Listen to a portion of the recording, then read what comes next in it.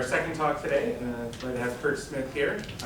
Curt's had a long and storied both political and baseball career. He, probably best known in baseball for his work with baseball announcers. And he has a recent book that came out, The Presidents in the Pastime, that discusses the presidents and their relationship with baseball, and that's what he'll be talking about with us today. So, thank you. Without further ado, Curt Smith. Thank you.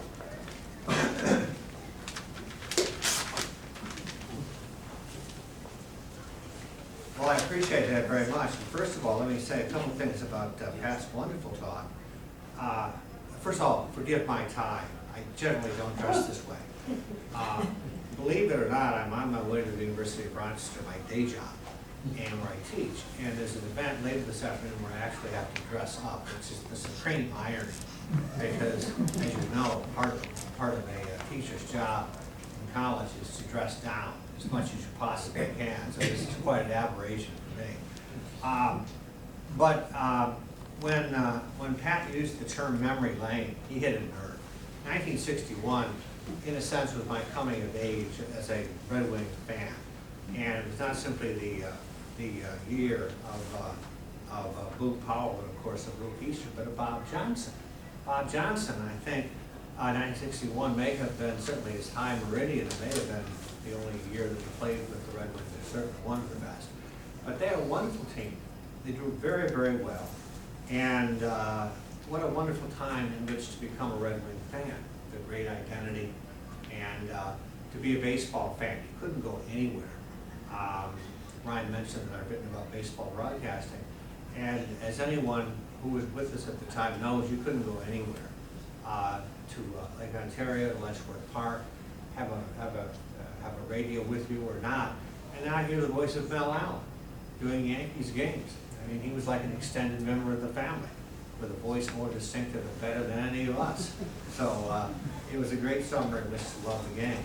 Tom Decker could have very easily become a major league announcer.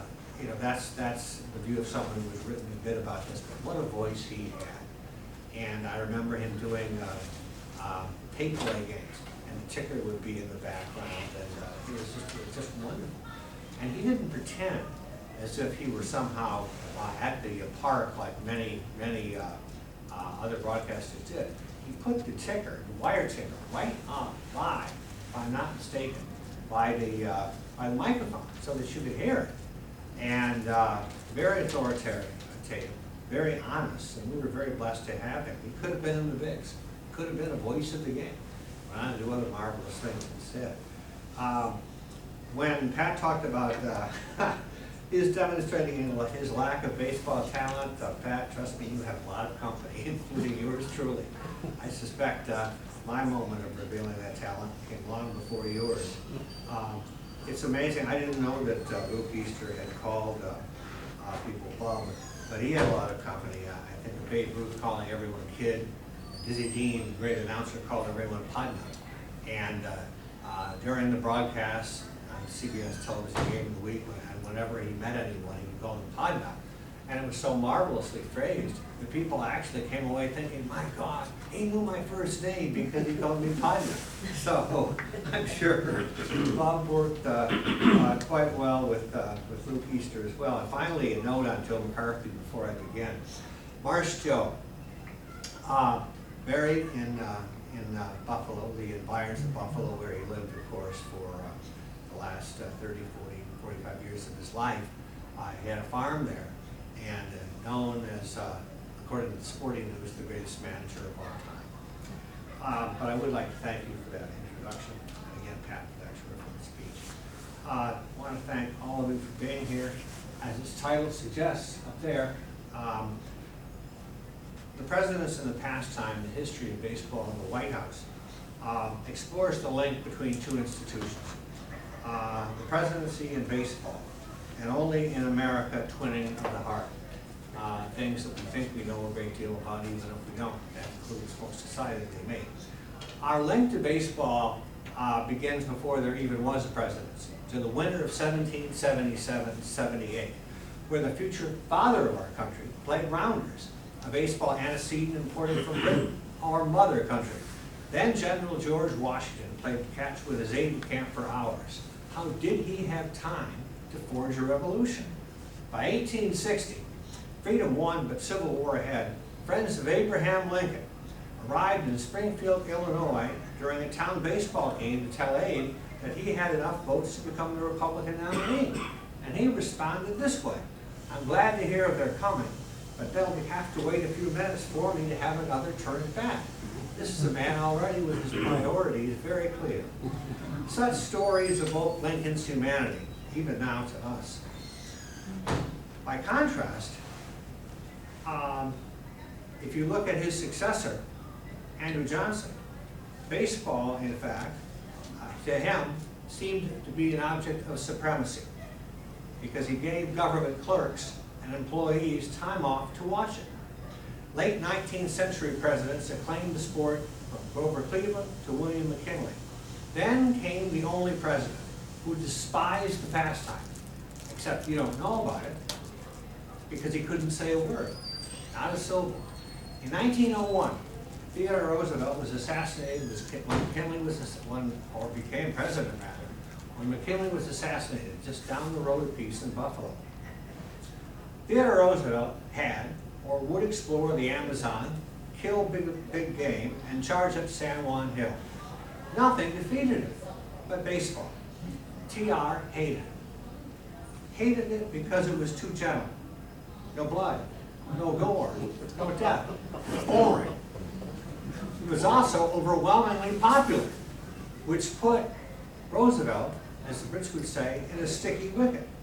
If Roosevelt wished to remain president, he had to keep his loathing to himself, which he did, and it virtually killed him to do so. By contrast, baseball meant all to his successor. In the 1880s, William Howard Taft yearned for the major leagues, but settled for being president. In 1909, he watched his first big league game, said the Washington Post, interrupted by cheering as the crowd recognized the president. How could it fail to recognize this president? I don't know if you remember, if you're a certain age like me, you do. The 1960s CBS television program, The Jackie Gleason Show. If you do, you may remember one of the great characters, Reginald Van Gleason III. Reggie Van Gleason had the top hat, the tails, all 300 pounds of him, and graceful as a gazelle. That was William Howard Taft. Taft was hard to miss. In 1910, he threw out the first pitch, the first president to toss the opening game official ball in the Capitol, a rite of spring. Taft was a conservative, a Republican, and round as a curveball. Successor Woodrow Wilson was liberal, a Democrat, and thin as a rail. Baseball was their time. By 1919, though, in his second term, Wilson brooked the serious stroke that left him paralyzed on his left side. What saved him then, and after leaving office, were white ear, and not to seem hyperbolic, baseball.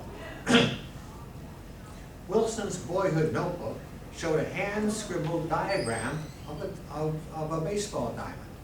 Now, each day, a limousine took the semi-recluse from the White House, or his house, Wilson House, to Griffith Stadium, home of the Washington Senators, where it parked in the home bullpen, had the top opened, and Woodrow Wilson watched every game. On each side of the car stood Secret Service agents to protect the disabled president against foul balls. Woodrow Wilson really never left the game. Now, when I'm finished, I'll be glad to address any questions, among others, if you've got them, about what came next. The 1920s, presidential triple play of Harding to Coolidge to Hoover. Suffice it to say, Franklin Roosevelt found America in worse shape, assuming the presidency in 1933, than when Wilson left it in 1921. 2 months after his inaugural, FDR gave a fireside chat in 1933, a radio speech, saying, "I have no expectation of making a hit every time I come to bat. What I seek is the highest possible batting average, not only for myself, but for the team." FDR is really the first president to have invoked baseball vernacular in a presidential speech. So from 1933 to 41, Roosevelt threw out the first opening day pitch every year, but one, which is an unorthodox overhand lob. I don't know if you've ever seen film. This is how he threw it. Elected to a third term in 1940, FDR then faced the need to make his greatest hit of all, World War II. After the Japanese attacked Pearl Harbor in December 1941, organized baseball had grave doubt indeed, as to whether it could or should exist in 1942, or ever again. That January, Baseball Commissioner Kennesaw Mountain Landis wrote FDR, "I venture to ask what you have in mind as to whether professional baseball should continue to operate." Next day, Roosevelt ready to supply aloud at a press conference in the Oval Office in what became called the green light letter, saying, "I honestly feel that it would be best for the country to keep baseball going." Freeze phrase this time. Baseball fused the home front. And as Fiorello LaGuardia wrote, baseball is the one great tie with home for troops abroad, aside from family letters. The game indeed was so dominant that when other sports asked for like support, FDR, God bless him, ignored them or refused them. The priority was the war. Baseball could help win it, and did. On April 12, 1945, World War II almost over, Franklin Roosevelt suffered a cerebral hemorrhage at his vacation home in Warm Springs, Georgia. As the casket returned to Washington, J.G. Taylor Spink, publisher of the Sporting News, the then Bible of baseball, we all remember indeed when it was, began a crusade to have FDR inducted into the National Baseball Hall of Fame and Museum. And why not?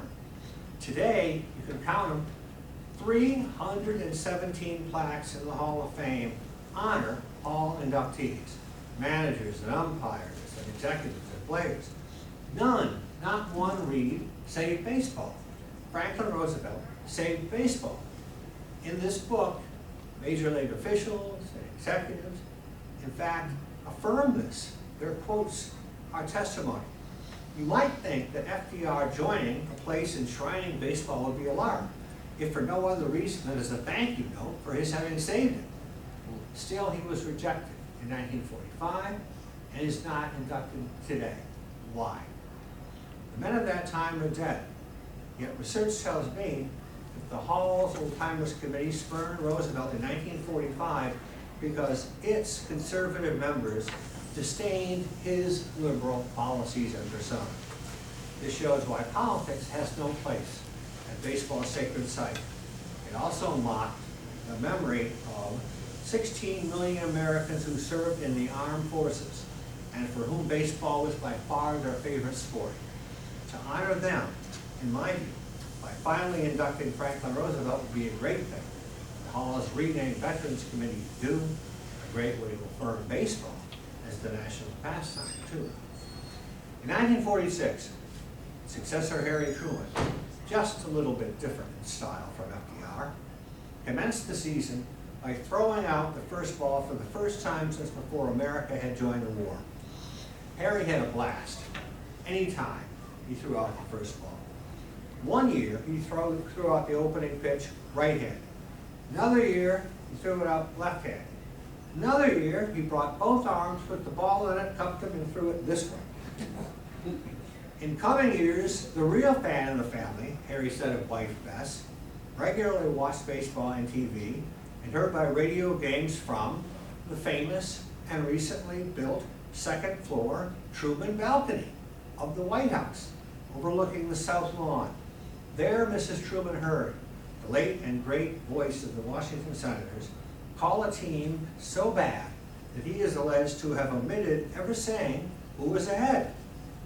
I didn't need to, he said. People tuning in just heard me get the score. 5-3, 10-5, 4-2. They already knew who was winning, and it wasn't the Senators. Once Truman vowed, "May the sun never set" on American baseball. What a wonderful phrase. It did not, under successor Dwight Eisenhower. Today, a president usually tosses a warm-up pitch to one player. Like FDR or Truman, Ike threw the first pitch to and over the heads of players gathered in a group who raced back to nab the souvenir and get the signature. Ike had a blast with this as well. About this time, he told a friend, as a boy, I wanted to be a real Major League Baseball player, a genuine professional like Honus Wagner.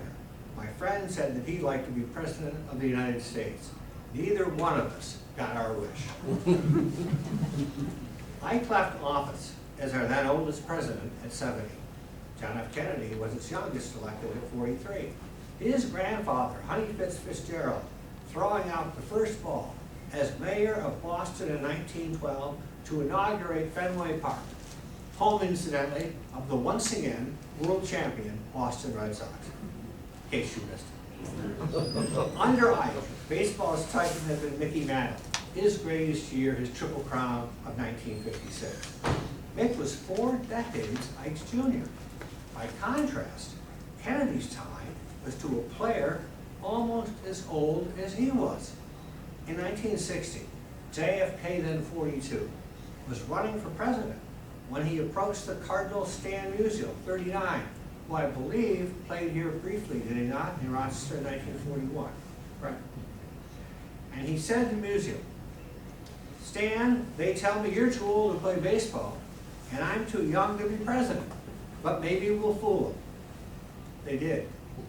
Kennedy was elected barely in 1960. In 1962, Musial was named to the National League team for the 3rd All-Star game ever played in Washington and the first at DC Stadium. Kennedy was delighted to see Stan, who, recalling 1960, said, Mr. President, I guess we fooled. Kennedy said, Stan, I guess we did. In the wake of Dallas, Lyndon Johnson became president, rarely known in baseball since he had no time for baseball or anything else in the world except for politics. In 1968, LBJ declined to run for president. His successor was perhaps the greatest baseball student ever to become president.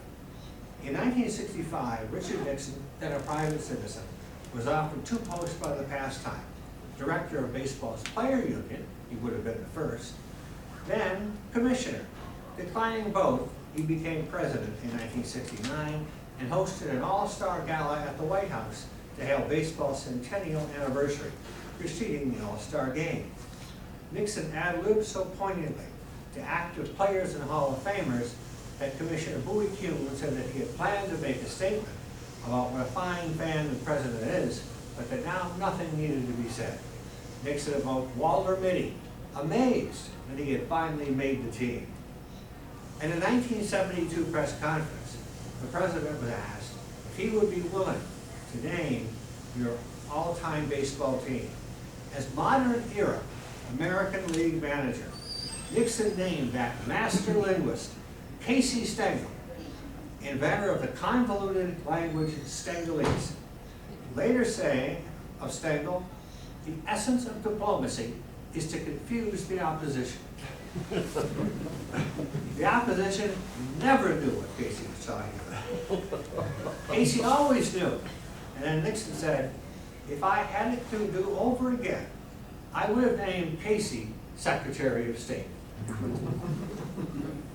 Henry Kissinger would never have had a chance. To Nixon, baseball meant the pastime. To suggest Gerald Ford, it meant the regal working man of his Detroit Tigers. In 1974, the great Al Kaline got his 3,000th hit. Next day, Ford telephoned the future Hall of Famer, and Abe had given Ford a word-by-word memo to read over the telephone to his longtime friend as if Ford and Kaline had never met one another. Ford hit the ceiling. No one has to tell me about number 6, he said. Al retiring that fall, Ford retired himself in 1977, beaten the year before by Jimmy Carter, who forged a softball team of friends and Secret Service agents during the campaign. This led to a canard, a total falsehood, that Carter disliked baseball, an absurdity mocking his family's DNA. Here is the fact. each year, and this is an amazing bit of research that thanks to Google I was able to solicit. Each year, the Carter peanut farm load like, remember they were from Georgia, rural Georgia, Carter later wrote. His parents, Miss Lillian, we remember, and Carter's father, James Sr., would drive from their farm in Georgia up north in their car, non-air conditioned, to spend up to 10 to 14 days immersed in big league baseball. They would rent a hotel to see the world, traveling to a different major league city each year. One year they would go to Detroit, rent a hotel, spend 10 to 14 days, see an entire Tigers homestand. The next day they would go to Chicago, rent a hotel, spend 10 to 14 days, see an entire Cubs homestand. By the time that 11, 12, 13 years had passed, however many cities were in Major League Baseball, they had seen every Major League Baseball park in every city or an entire homestand. I have never heard of such a baseball writer's lover's dream. What an odyssey. It's never too late for us, and it wasn't too late for them. Incidentally, Miss Lillian, a heroine of this book, was a Wonder Woman long before network TV began in the same name. At one time or another, she was a registered nurse, physician's aide, university house mother, Peace Corps volunteer in India, pecan grower, goodwill ambassador, professional wrestling patron, and baseball connoisseur. Jimmy Carter's successor, Ronald Reagan, named Dutch as a youth, was a connoisseur of language, starting with the 1930 Cubs over WHO Des Moines. The only one of 4 outlets there doing their games not to broadcast them live. Rather, a wire operator sent code from Chicago's Wrigley Field to Reagan's studio in Iowa. Here's what Dutch saw: scraps that came over the wire. He saw B2O. What does that mean? Ball 2 outside. Or S1S. What does that mean? Strike 1 swinging. That's all Reagan saw. He had to do the rest. He had to invent, embellish, to recreate the game. From that spark information, Ronald Reagan had to spin the fluidity, the poetry of baseball play-by-play. One day the wire broke from Wrigley Field. Reagan knew that if the studio put on transcribed music, quote unquote, people would turn to another station in Des Moines doing the game live. What to do? Make a big to-do. Instantly he recalled the one thing not to make a box score. What is it? Foul balls. After you have 2 strikes, you can hit 2 million foul balls and you still have 2 strikes. Nobody reading the paper next day is all the smarter. So for the next 7 minutes, Reagan had the batter set a world record for fouls. The fight broke up. It really didn't. The tornado happened. It really didn't. None of this happened, but on radio, who knew? Once Reagan said, merging fact and myth. What better trade-in for politics? Finally, the wire revived and Reagan started laughing. It read, batter popped out on first ball pitched. Reagan later turned to film to highlight 1952's baseball movie, The Winning Team. In 1981, the new president hosted lunch for Hall of Famers and extras from that film, saying the nostalgia is bubbling within me, and I may have to be dragged out of here. Even his leaving office had a baseball lilt. Dutch doing play-by-play in 1988 at Wrigley Field 2 months before leaving office, and saying, in a few months, I'm going to be out of work. And I thought I might as well audition. George H.W. Bush, for whom I was privileged to write during and after his presidency, followed Reagan, a baseball lifer, having played, captained his team at Yale and later coached. Some of you may remember, Reagan liked to quote the founding fathers and poke fun at his age. He was the oldest president then to have held the office. At our first meeting with George H.W. Bush, he told me, I'd rather quote Yogi Berra than Thomas Jefferson. Fine with me. Aptly, a friendship born in World War II linked Bush, the Navy's youngest aviator, to another Hall of Famer, Ted Williams, the greatest hitter who ever lived. Well, in 1991, the the 41st president set about to hail Ted's and Joe DiMaggio's Magic 1941. You know what happened in that year. Ted Williams hit 406, and DiMaggio hit in an epical straight 56 straight games. So began a time of anticipation at the White House, like waiting for Godot, except Godot couldn't hit. I was to write Bush's speech and text for each President's Award. Chief of Staff John Sununu told me in a phone call, "President's Award?" I said, puzzled. "I have never heard of it. When was it last given?" "Never," Sununu said, "nor has the award been given since." That July, I joined others in the Rose Garden to laud the greatest generation. Numbers 41, 9, and 5. Bush, Williams, and DiMaggio, respectively, spoke. Then they took Air Force One to quote-unquote a foreign policy summit in Toronto with Canadian Premier Brian Mulroney, arranged hurriedly so that they could see that night's All-Star game that simply by coincidence had already been scheduled there. The idea, Sununu said, was that we'd have these two people to ourselves on the plane for an hour and a half and hear them talk. Two legends, DiMaggio and Williams, telling baseball tales. Sitting there, Bush must have felt that baseball has everything, exactly what he thought and said when he first swung a bat at 5. Bill Clinton had been that old when he learned baseball in another way, hearing Harry Carey call the Cardinals over KMOX radio St. Louis, growing up in Arkansas. Holy cow, it might be, it could be, it is. Raised in Arkansas, as I said, Clinton graduated from Georgetown, attended Oxford, returned home to enter politics, and married Hillary Rodham, who grew up a Cubs fan in Chicago and who got Bill to also respect the Cardinals' ancient rival, as one does with a religion other than one's own.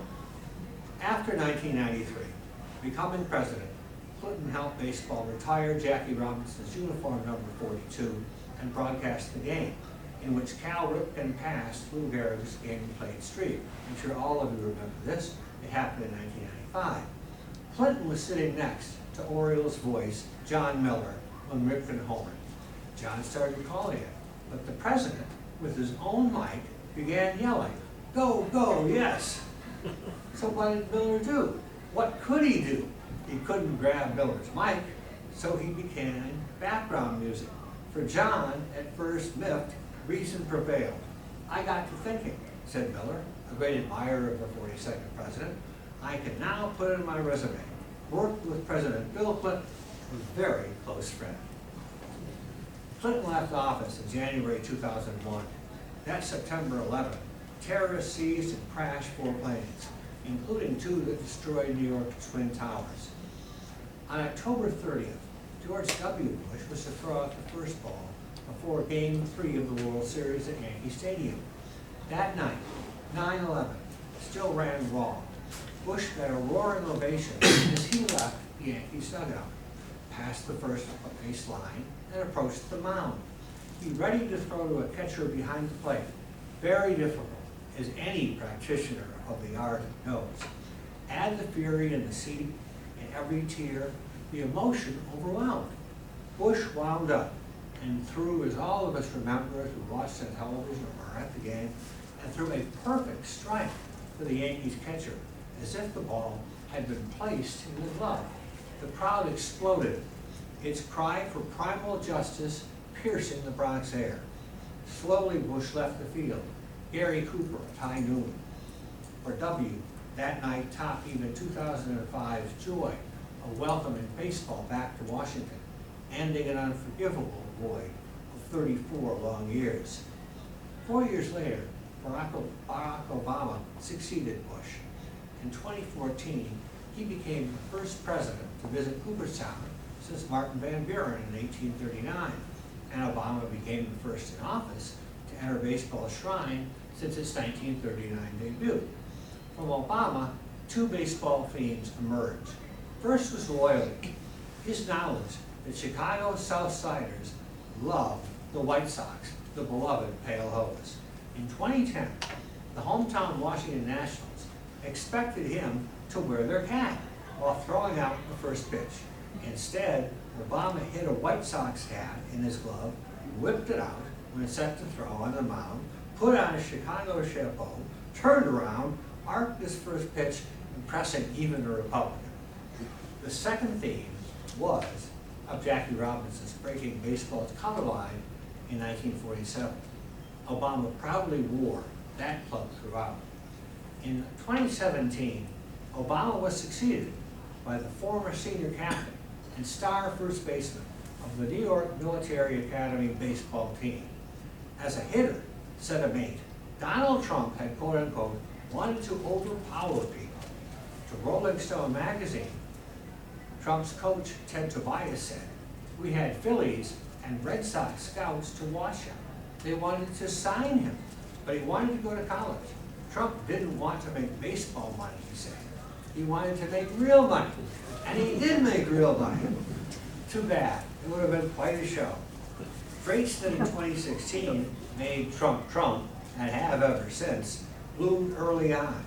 Yet loving baseball, as he did, why did he skip the Capitals' 2017 and 18 presidential opening day, having thrown out the first pitch elsewhere before becoming president? He threw it out before becoming president at Yankee Stadium, at Wrigley Field, and yes, at Fenway Park. Here's my guess. Had Trump been introduced as president at National Park in Washington, what would have happened? He would have been booed robustly by the predominantly Democratic crowd in a predominantly Democratic city. After all, he got, any idea how much he got, what percentage of the vote in 2016 against Hillary Clinton? He got 4%. That's not a criticism of him. This is not exactly fertile ground in Washington, D.C. for any Republican. But my point is this. In my view, for what it's worth, Trump should next year put on a cap, put on a jacket, put on a glove, go out to the park, and revise his act. Throw out the first pitch. Be President of the United States, he should show his love for the national game. He should revise his act, as baseball should. Thrive to show its relevance in a wider culture. In a sense, the tie between baseball and the presidency began with two presidents who cherished it, as we've seen, Taft and Wilson.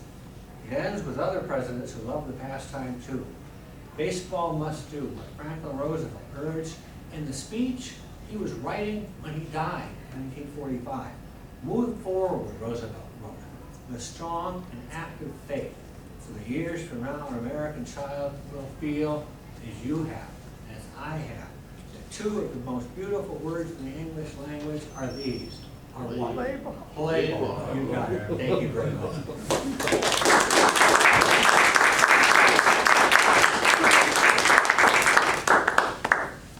Any questions? You got a New York hat. You've got a lot of character. My hat off to you, literally. As a Sox fan, I've been there. Not recently, perhaps.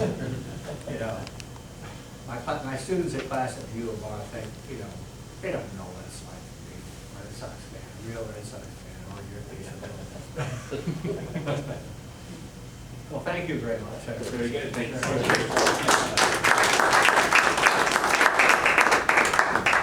All right, why don't we take about a 10-minute break?